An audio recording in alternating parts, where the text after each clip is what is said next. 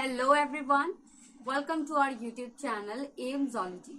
अब देखो, multiple choice question में बहुत ज़्यादा क्वेश्चन पूछे जाते हैं पॉपुलर नेम्स ऑफ स्पंजेस के ऊपर। स्पंजेस है, उसके एक पॉपुलर नेम है, उसको आपको हमेशा याद रखना है क्योंकि क्वेश्चन इससे बहुत सारे पूछे गए। ठीक है। साइफा, साइफा को हम क्या बोलते हैं? साइकॉन बोलते हैं। ठीक है, ओके, क्लियर है। बस आपको नेम को याद रख लेना है। एंड यहाँ पे मैं पिक्चर भी इसलिए दिखा रही हूँ ताकि आपको याद रखने में हेल्प मिले। ओके, तो देखो ये वही वाला साइफा या आप कह सकते हो साइकॉन है जिसकी हम डायग्राम इस तरह से बनाते हैं। ठीक है, आपको एग्जाम में इजी वे में इसी तरह से डायग्राम बना ले रही है। जब भी आपको पॉलीफेरा से क्वेश्चन पूछा जाएगा एक डायग्राम जरूर होना चाहिए। ठीक है, next is Euplectella. Euplectella is also known as Venus flower basket. Euplectella is also known as Venus flower basket. Okay. Euplectella के बारे में एक इम्पॉर्टेंट फैक्ट मैं बता देती हूँ जिसकी वजह से आपको ये हमेशा याद रह जाएगा। ठीक है, तो देखो यूप्लेक्टेला इस तरह से आप देख सकते हो। ये स्पंजेस जो है जापान में जब भी कोई शादियां होती है, मैरिजेस होते हैं, तो यहाँ पे क्या होते हैं, यूप्लेक्टेला गिफ्ट किया जाता है मैरिड कपल्स को। क्यों गिफ्ट किया जाता है? क्योंकि यूप्लेक्टेला सिंबल है टुगेदरनेस का।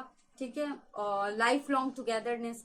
तो ये स्पंजेस जो है जापान में एज अ गिफ्ट कपल्स को दिया जाता है शादियों पे।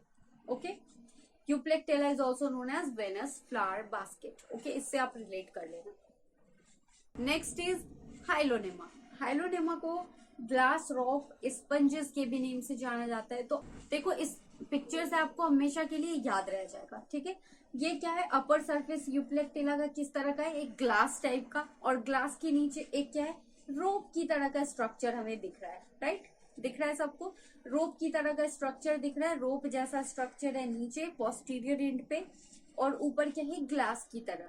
ठीक है, तो this is known as glass rope sponges. इससे आपको याद हो गया Hyalonema. Hyalonema is known as glass rope sponges. Is that clear? याद हो गया सबको? Next is फेरोनेमा। फेरोनेमा को हम क्या बोलते हैं? Bowl sponge. ये किस तरह का दिख रहा है? बाउल की तरह दिख रहा है, कटोरी की तरह दिख रहा है। ठीक है, फेरोनेमा, फेरोनेमा को हम क्या बोलते हैं? Bowl sponge. बाउल स्पंज क्यों कहते हैं? यहाँ पे आप पिक्चर में देख लो, ये बिल्कुल किस तरह का दिख रहा है? बाउल की तरह, एक कटोरी की तरह दिख रहा है। So this is known as Pheronema bowl sponge. Okay, next is Cliona. Cliona is also known as boarding sponge. Boarding sponge, अब ये कैसे याद रखना है? देखो पिक्चर में यहाँ पे क्या होल्स बने हुए हैं। होल्स कब बनते हैं? जब हम बोरिंग करते हैं। ठीक है, तो इस तरह से बोरिंग के लिए हमें क्या करना पड़ता है?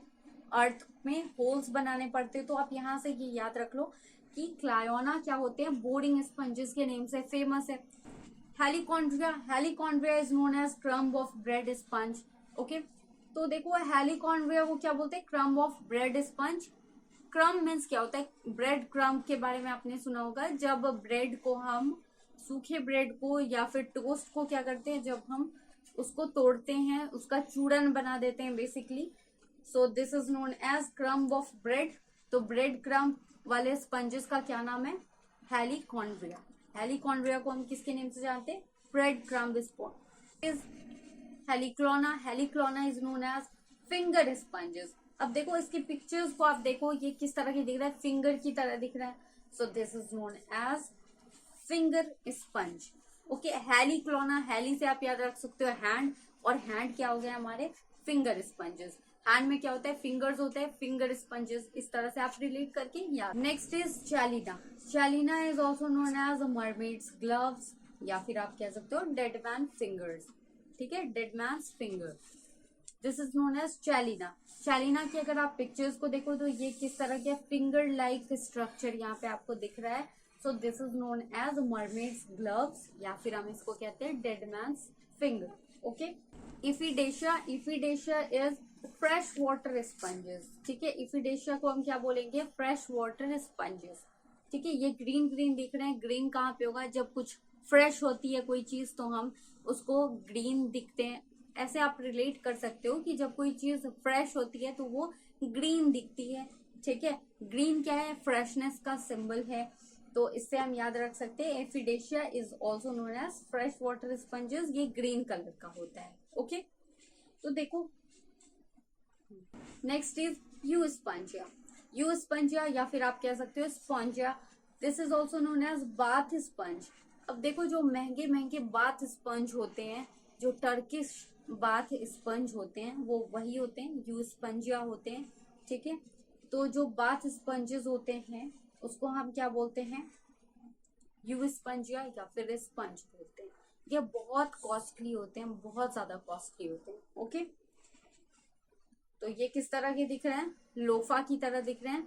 ठीक है, जिससे आप बॉडी रब करते हो, तो आप इससे रिलेट कर लेना, दिस इज यू स्पंजिया या फिर स्पॉन्जिया। फाइलोस्पंजिया। फाइलोस्पंजिया किस तरह के दिख रहे हैं, तो ये लीफ की तरह दिख रहे हैं। कैसे दिख रहे हैं, ये लीफ की तरह, लाइक लोटस की लीफ आपने देखी होगी, तो ये एक पिक्चर में ये लोटस की लीफ की तरह दिख रहा है, और दूसरे भी पिक्चर में ये लीफ की तरह स्ट्रक्चर दिखाई दे रहा है। तो इससे हम याद रख सकते हैं फाइलोस्पंजिया। तो जितने भी पॉरीफेरा से रिलेटेड इंपॉर्टेंट पॉइंट्स थे जो आपको मल्टीपल चॉइस क्वेश्चन में हेल्प करेंगे, इन सारे पॉइंट्स को मैंने एक ही वीडियो में, एक ही सेशन में दिखा दिया। अब नेक्स्ट सेशन क्या है आपका, इसी से रिलेटेड ये टेस्ट वाले सेशंस आएंगे आपके सामने। ठीक है, टेस्ट को जरूर देना, वरना कुछ भी आप याद नहीं रख पाओगे, भूल जाओगे।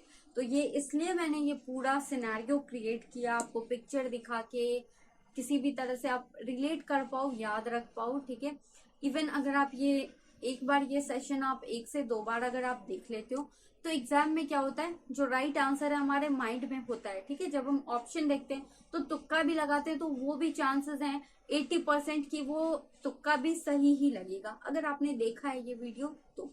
ओके, तो जितने भी पॉरीफेरा से रिलेटेड मल्टीपल चॉइस क्वेश्चन में जो आपको हेल्प करेंगे, जो भी पॉइंट्स थे मैंने वो सब बता दिया है आपको। अब देखो कुछ स्टूडेंट्स का कहना होगा कि यहाँ आपने बहुत ज्यादा डिटेल नहीं बताई, क्योंकि ये सेशन ही है मल्टीपल चॉइस क्वेश्चन के लिए, और ये हाईलाइटेड पॉइंट भी मैंने इसलिए ही बताए क्योंकि बहुत सारे स्टूडेंट्स जिन्होंने पॉरीफेरा को नहीं पढ़ा है, तो उनको एक ओवरव्यू मिल जाए, ताकि वो इसके बाद आने वाले जो मल्टीपल चॉइस क्वेश्चन के सेशन है उसमें वो आंसर्स बहुत अच्छे से दे पाए। ठीक है, क्योंकि क्वेश्चन आंसर वाला ये तरीका, ये टेक्निक बहुत पुरानी ओल्ड फैशन टेक्निक है। तो हमें क्या करना चाहिए, नई नई टेक्निक्स को ट्राई करना चाहिए, जिससे कि हम याद रख पाए। तो देखो ये था चैप्टर पॉरीफेरा पे। अब पॉरीफेरा की जितने हाईलाइटेड पॉइंट्स थे मैंने उसको दिखा दिया।